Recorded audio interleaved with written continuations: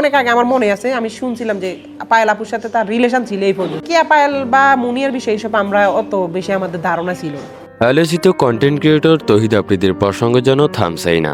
দেশের অন্যতম জনপ্রিয় এই কন্টেন্ট ক্রিয়েটর বর্তমানে আইনগত জটিলতায় রয়েছেন। গত 24শে আগস্ট বরিশাল থেকে তাকে গ্রেপ্তার করে আইনশৃঙ্খলা বাহিনী। যাত্রাবাড়ী থানার আলোচিত আসাদুল হক বাবু হত্যা মামলায় তাকে আদালতে হাজির করা হয়।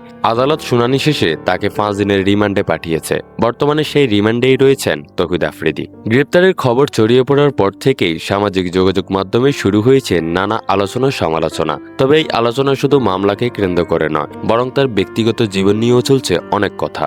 একসময় শোবিজ অঙ্গনে আলোচিত হয়েছিল অভিনেত্রী প্রার্থনা ফারদিন দিঘির সঙ্গে তার ঘনিষ্ঠতা নিয়ে। যদিও দিঘি একাধিকবার জানিয়েছেন আফ্রিদি তার কেবল বন্ধু মাত্র, এর চেয়ে বেশি কিছু নয়। তবুও এ নিয়ে জনমনে কৌতূহল তৈরি হয়েছিল।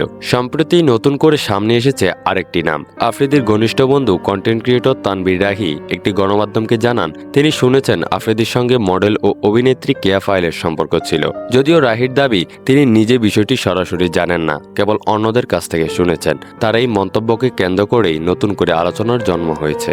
একদিকে তহিদ আফ্রিদির জীবনে এসেছে বড় পরিবর্তনও। গত বছরের নভেম্বর মাসে তিনি বিয়ে করেন রিসা নামের এক তরুণীকে। বিয়ের খবর প্রকাশের পর অনেকেই অবাক হয়েছিলেন। আর গ্রেপ্তারের সময় ছড়িয়ে পড়া এক ভিডিওতে আফ্রিদি বলতে শোনা যায় তার স্ত্রী বর্তমানে অন্তঃসত্ত্বা। ফলে তার ব্যক্তিগত জীবন নিয়ে জনমনে নতুন প্রশ্ন ও কৌতূহল তৈরি হয়েছে।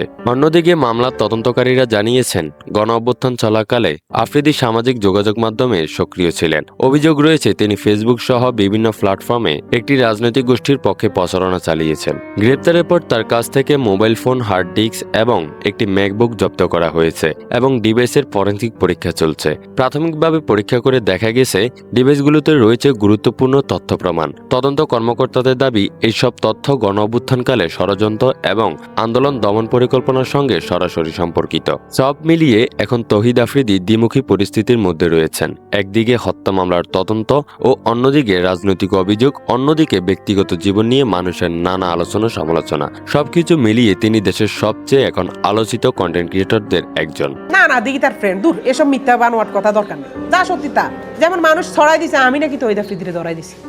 এই যে এই মিথ্যা নিউজটা যে করছে ভাই, কি লাভ হইলো? কোন আমার জীবনটা না ধ্বংস হয়ে গেল। আইনগতভাবে তার ভবিষ্যৎ কোন পথে যাবে এবং তার ব্যক্তিগত জীবনের বিভিন্ন অধ্যায় কোন দিকে মোড় নিবে তা জানতে অপেক্ষা করতে হবে তদন্তের চূড়ান্ত ফলাফলের জন্য।